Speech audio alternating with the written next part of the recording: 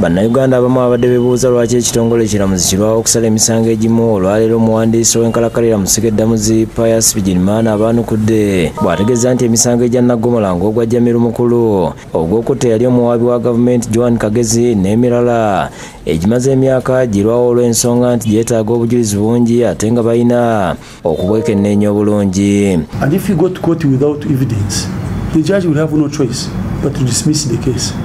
You cannot claim without evidence. Bigirimana bino abyogeredde mu lukuŋŋaana lwa bannamawulire ku kkooti enkulu mu Kampala wabadde ayanjula enkola empya emanyiddwa nga Performance Enhancement Tool mu nfunze peeti egendereddwamu okulaba ng'abalamuzi bongeza ku nkola yaabwe ey'emirimu. Bigirimana agasseeko nti enkola ya peeti yakuyamba okulwanyisa enguzi ebadde yeegiriisa.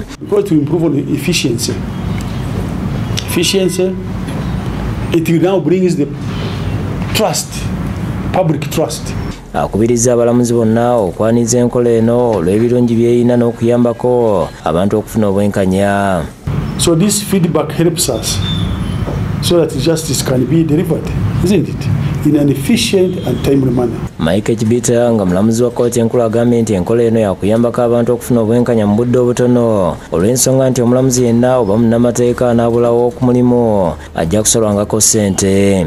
Kalisoliso w'abalamuzi okulaba nti bakola emirimu gyabwe bulungi, tulaba ani akola obulungi ani atakola bulungi nnyo.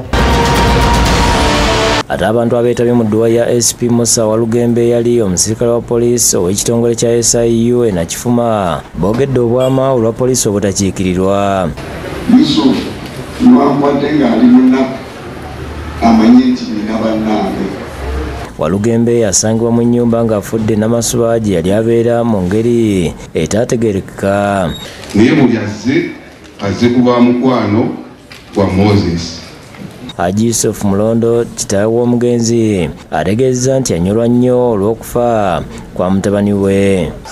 Omuganda alina w'agambira nti akenda wekawumiseza amazzi wekawulaki kati ne Moses bw'ati bwe yabadde. Yeshe Abdul Nur Kakande Spakadhi wa Greater Mukono asibye abazadde okukuza obulungi abaana.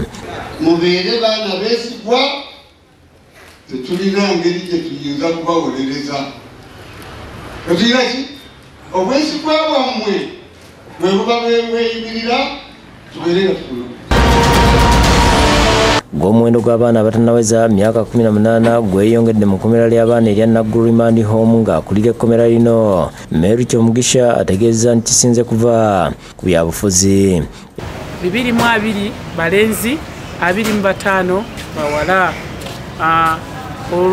Olwa politics ali mu ggwanga abaana babayooledde nnyo mu misango egy'obubbi ne mu misango egy'okutabulatabula eddembe ly'abantu. Bitegeeza bannawotale ba Upper Kololo abakola pulojekiti ez'enjawulo mu Remand Home n'ekigendererwa ky'okubangula abaana bano bayiga emirimu gy'omu mutwe. Gavana Stephen Kakembo Nsubuga yatandikawo pulojekiti y'okusitula omwana omulenzi agambye nti agenderera okulaba nga talekebwa mabega.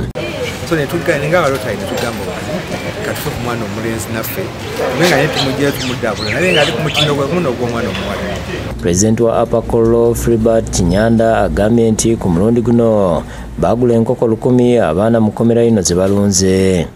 So that when they live here, they live as better citizens to go back to their villages and reunite with their families to be able to be either employed or else to start an income generating business from the skill they have attained at this facility.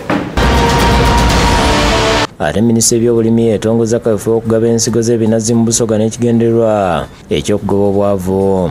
Minisita omubeezi w'ebyobulimi Fred Bwino Kyakulaga agamba nti ensigo zino pulezidenti yazisuubiza abalimi b'ebinazi. In the case of these 3 districts, we shall support them with aquaculture, we shall support them with the piggery, we shall support them with the other enterprises that the communities themselves may suggest. Agambye nti baleese ensigo emitwalo ena nga bagenda kwongerako omutwalo gumu ze bagenda okusimba mu sizoni eno. Catherine Somoten okuva mu Equity Bank agamba nti bateeka mu pulojekiti eno omukono nga balina abalimi 9 mu disitulikiti 3. We've been able to impact 900 farmers to a tune of 2.1 billion Uganda shillings. No, EMIG. Ifenganya mayingo omunazi kutambwire bulungi sofa twakasimba ku ebinazi emitwalo 2,248 na kirala.